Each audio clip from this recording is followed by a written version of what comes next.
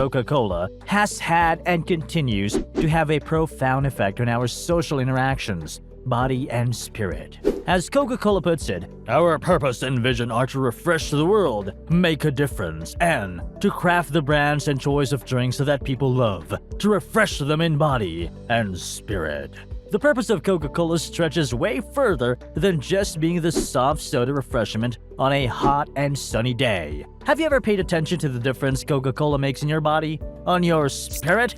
Those boiling effects hiding inside your sweet and carbonated bottle of Coca-Cola. Well guys, we're about to delve deeper into the world's best-known taste and the dangerous refreshment lurking inside that omnipresent bottle of Coke.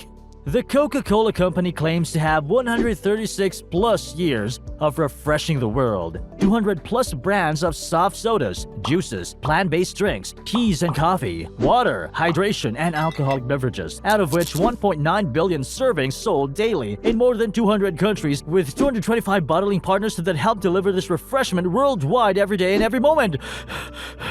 Wow, those are giant numbers, folks. But does Coca-Cola really live on to its vision and purpose? Does the refreshment out of that bottle of Coke really equal healthy and real refreshment for our bodies and minds? Well, after taking a closer look at their beverages, their questionable ingredients, and the hidden calories, we definitely cannot say they do live up to their vision.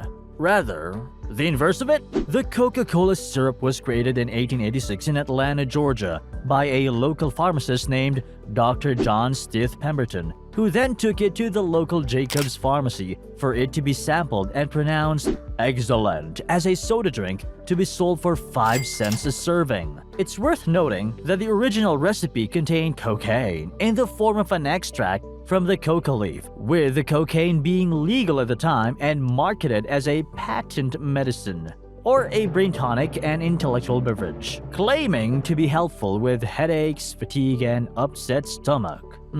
It's no wonder where Coca-Cola got its name from. Coca from cocaine, and cola from the cola nut, which also contained another brain stimulant, caffeine. By the year 1892, another pharmacist from Atlanta, Asa Candler, purchased Coca-Cola from Pemberton and founded the Coca-Cola Company, which made its drink available at lunch counters across the USA with small traces of cocaine inside those bottles. Yep, a little cocaine here and there wouldn't hurt much. Right? Completely fictitious, guys. We're by no means recommending that on this channel.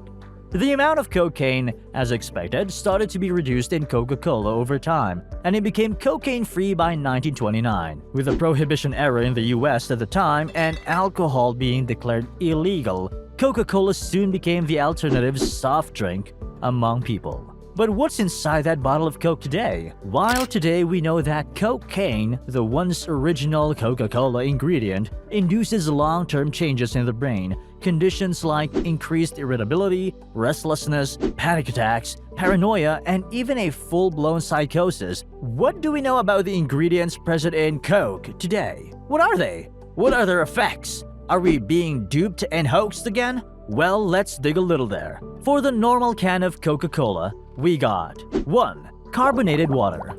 Sounds good. We mostly love it. 2. High corn fructose syrup. Caution there. 3. Caramel color. What's that made of anyway? 4. Phosphoric acid. Not familiar with this one, I guess. 5. Natural flavors. The word natural there sounds pretty confusing and misleading.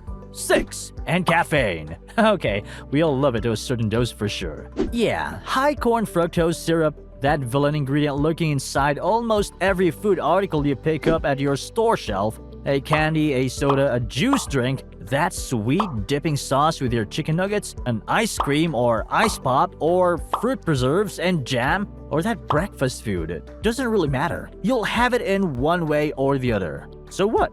Is high fructose corn syrup that bad? Not really. Apart from having zero nutrients, being a key factor in today's obesity epidemic, or increasing your risk of fatty liver disease, or diabetes, or heart disease, or cancer, or... Well, you get my point, guys. The list goes on and on. How does that sound for the intended Coca-Cola refreshment to you? So how much of high fructose corn syrup is there in a normal can of Coke? Nothing less than 39 grams. Which equals to roughly 10 teaspoons of sugar at once. And though this can of Coke states that there are 140 calories in it, research has shown that when sugary sodas like this are subjected to lab analysis, they appear to contain 3 to 4 times more calories than the amount stated on the label. That would make it over 400 calories in that can of Coke. Okay, but what about the caramel color? The aesthetic ingredient, giving an appealing brownish appearance to Coke. And though caramel color is the single most used food coloring worldwide, the chemical process it goes through during its manufacture produces a carcinogen called 4-MeI, whose routine consumption has been linked to cancer. Yeah, so much for the beauty of Coke. Wait, what about phosphoric acid, natural flavors, and caffeine? Are they free of charges? Well, phosphoric acid, being a very common food additive, is there to add flavor, keep it fresh, and keep away the mold and bacteria. Also to give that acidity we find in most soft sodas nowadays. And the phosphoric acid is made from the natural mineral phosphorus found in many foods.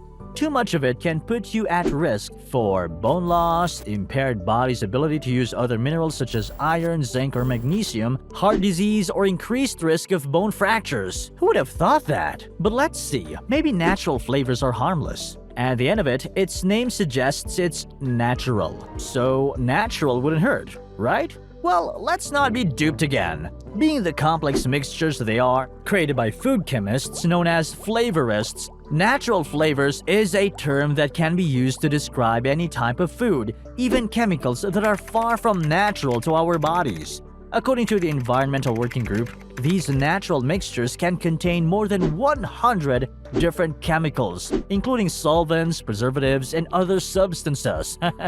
Well, you get my point. Last but not the least, our beloved caffeine. Let's make it simple. Just like Paracelsus, the Swiss physician, alchemist, and philosopher put it, the dose make the poison. Caffeine gets toxic only when it reaches a certain level of consumption, which in our modern world is one of the easiest things to reach. Too much caffeine can cause your heart to race, your hands to shake, your head to ache, and on and on. But as expected, with the harmful effects associated with the normal Coke in the market, questions began to rise from all possible angles. 1980s was the same period when sugar was beginning to become a wanted killer in drinks and foods, and people began to avoid it. As they say, the show must go on. Coke needed to keep up its sales and at the same time exempt the demonized substance from their drinks, as if it was the only one there. So after their brain-racking and sleepless nights, they came up with a new recipe, the Diet Coke. A more refreshing, harmless, and healthier version of the regular Coke. But is it really so? Diet Coke was unveiled in 1982, and since then it has become a very popular franchise under the producing group. Well, if you take a good look at the ingredients used in the making of Diet Coke, you'll realize the only substitution was sugar for artificial sweeteners, and that's aspartame, the powdered artificial sweetener, with about 200 times more sweetness than regular sugar. Without going into much details, aspartame has been confirmed as safe and approved for use in general population by the FDA. But then, there are those claims with varying levels of scientific certainty, linking it to many adverse health effects. Nothing less than cancer, seizures, allergies, skin problems, depression, ADHD, weight gain, and on and on and on and on and on. And while we might not necessarily like the quote of better safe than sorry, it certainly seems to stand the test of time and something to keep in mind today.